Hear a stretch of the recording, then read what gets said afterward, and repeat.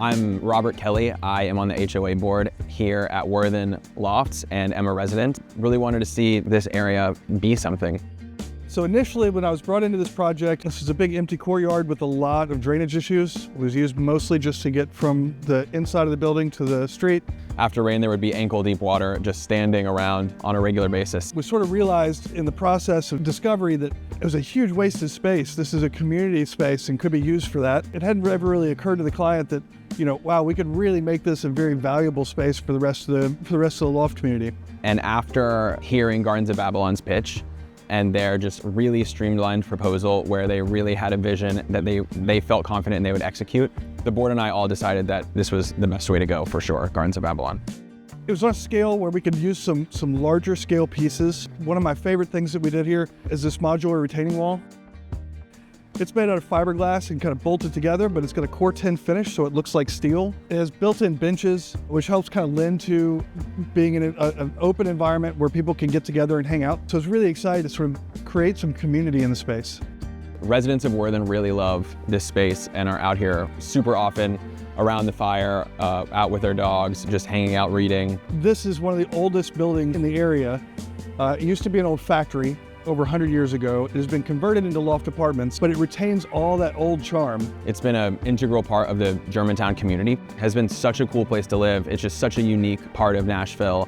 All the brickwork, all the hardwood floors are over 100 years old. And so we wanted to try and bring some of that age outside, not make this area feel like it's all brand new, but like it could have been integral to the rest of the factory when it was a factory. So we used things like the wood plank flooring stamp. We used things like the Corten rusted metal to sort of add some age and patina to the whole project and make it feel a little bit more homey and a little bit more aged.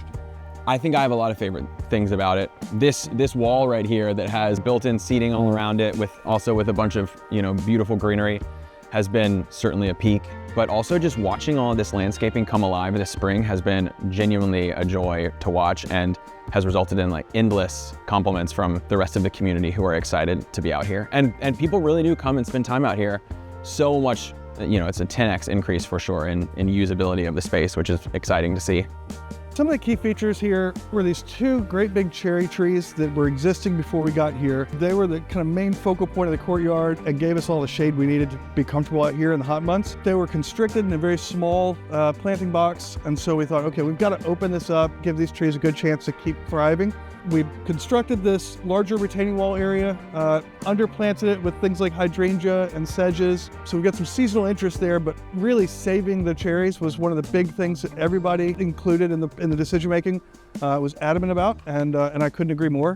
Because we had done this, we decided to bring on Gardens of Babylon for our full landscaping contract, which has been really great. There's a lot of lowest common denominator landscape folks out there, and that is not Gardens of Babylon's MO. It's like the landscape folks that come are the same people over and over, and they know this space and they know these plants and how they should be taken care of.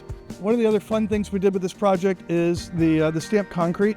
It's a board and plank stamp made from a bridge in New England that's 160 years old. So we got to recreate that in concrete here, which is a lot of fun. I don't get to use that stamp very often on smaller scale projects, but when you have a big open expanse like this, it turned out really great. And the cherry on top of it is even some of our more like fiscally conservative members of the board have just had Matt come back out to do a quote for the other courtyard that we have that's sort of an unloved, forgotten space. And so certainly an indication and a compliment that they're being invited back already.